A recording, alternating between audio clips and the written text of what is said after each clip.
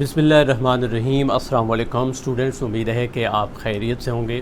Students, आज की इस वीडियो में हम चूँकि सौतियात की बात कर रहे हैं तो सौतियात के हवाले से अलिफ़ की जो अक़साम हैं वो हम डिस्कस करेंगे कि किस जगह अलिफ़ लिखा जाता है मगर बोला नहीं जाता, या उसकी जो आवाज़ है वो तब्दील हो जाती है और उसको हमने किस तरह से अदा करना है। अगर आप उर्दू बोल चाल सीख रहे हैं और उर्दू तलफ़्फ़ुज़ बेहतर करना चाहते हैं, उर्दू एक्सेंट बेहतर करना चाहते हैं तो ये बेहद ज़रूरी है। और ख़ास तौर पर उन लोगों के लिए ये वीडियो है जो वॉइस ओवर आर्टिस्ट हैं और उर्दू के हवाले से वो बोलते हैं या कोई स्क्रिप्ट वगैरह पढ़ते हैं। तो हम शुरू करते हैं। सबसे पहली जो अलिफ़ की किस्म है वो है अलिफ़ मकसूरा। अब जो अलिफ़ मकसूरा है इसका मतलब ये है कि आप अलिफ़ को मुकम्मल अदा करते हैं। उमूमन ये जो अलिफ़ आता है इसके ऊपर कोई ज़ेर ज़बर पेश की ज़रूरत नहीं आती और आप इसको ज़ेर ज़बर पेश लगाना गैर ज़रूरी भी समझते हैं। अगर ज़ेर ज़बर पेश लगता है तो वो एक अलग बात है, लेकिन आपने इसको इसी तरह अदा करना होता है। मिसाल के तौर पर लफ्ज़ है बड़ा। अब बड़ा जो लफ्ज़ है इसके आखिर में अलिफ़ आया है तो बड़ा, यानी उसके ऊपर ज़बर पेश आए या ना आए हमने अलिफ़ को अदा करना है। इसी तरह बाला, फिर हम कहते हैं बालिग, इसी तरह हम कहते हैं बारिश, आगे लफ्ज़ आया है बादल, और इसी तरह बादाम। अब यहाँ जितने भी अलिफ़ आए हैं वो मकसूरा अक़साम में से हैं और हमने यहाँ अलिफ़ को मुकम्मल अदा किया है, इसके ऊपर ज़ेर ज़बर पेश होने की भी ज़रूरत नहीं है। दूसरी जो अलिफ़ की किस्म है वो है ममदूदा। अब ममदूदा या मद ऊपर लगा दी जाती है उमूमन, अलमदा आज इसको आम तौर पर हम पढ़ते थे। तो इसके लिए तो वैसे तो बड़ा आसान है कि हम दो अलिफ़ को मिला के जिस तरह आवाज़ निकालते हैं यहाँ भी इसी तरह निकाल दी जाती है।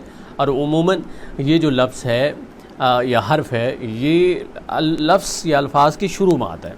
मिसाल के तौर पर आप इसको आप नहीं पढ़ेंगे, आप यानी अलिफ़ को थोड़ा सा आपने लंबा कर दिया।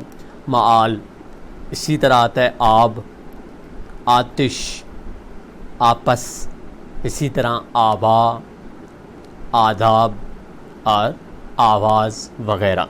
यहाँ आप अलिफ़ को थोड़ा सा खींचते हैं या दो अलिफ़ मिला के आप आवाज़ को अदा करते हैं। तीसरी जो अलिफ़ की किस्म है वो है अलिफ़ गैर मलफूज़। ये ऐसा अलिफ़ होता है जो लिखने में तो आता है लेकिन पढ़ने में नहीं आता, और उमूमन इसमें हम गलती कर देते हैं। और गलती बोलने में नहीं करते, लिखने में कर देते हैं कि हम कहते हैं कि जब बोला नहीं जाता तो लिखें क्यों। तो लिखना बेहद ज़रूरी है। यहाँ पर कुछ अल्फाज मैंने रखे हैं, मिसाल के तौर पर है बिलकल।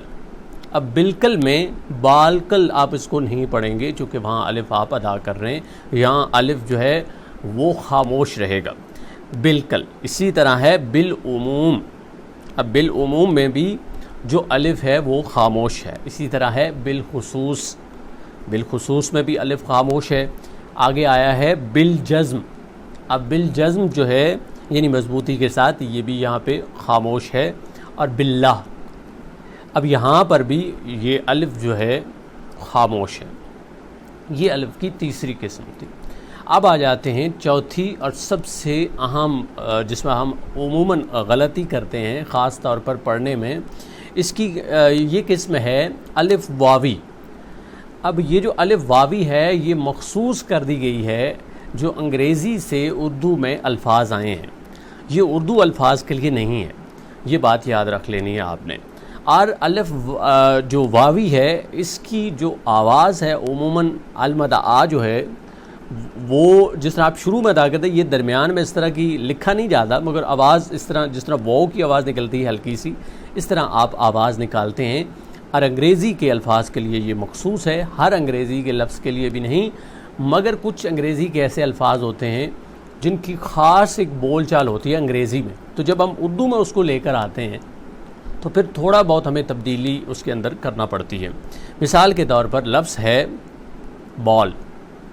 अब ये हम लिखते हैं बे अलिफ बा और लाम, बाल, लेकिन इसको आप बाल पढ़ेंगे नहीं, बाल तो ये वाला बाल है।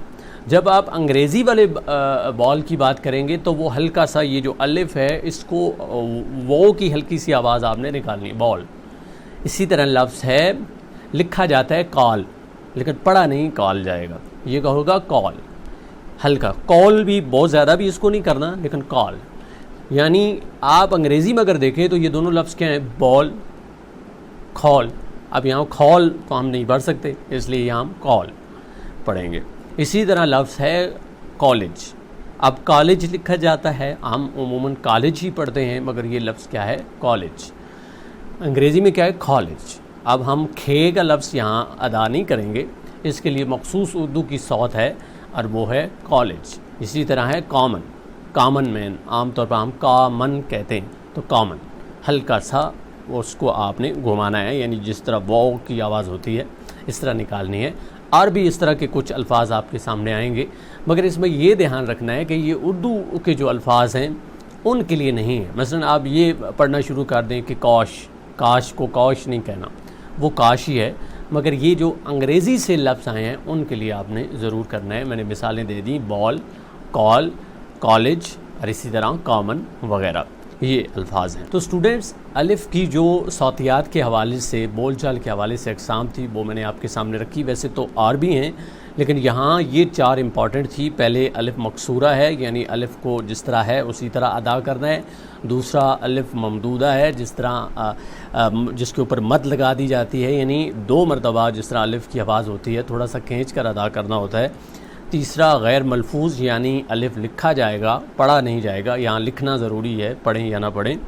الف واوی, یہاں بھی الف لکھا جائے گا مگر پڑھا الف نہیں جائے گا بلکہ کیا پڑھا جائے گا ہلکا سا واو کی آواز. الف واوی تبھی اس کو کہا جاتا ہے اور یہ انگریزی کے الفاظ کے لیے مخصوص ہے.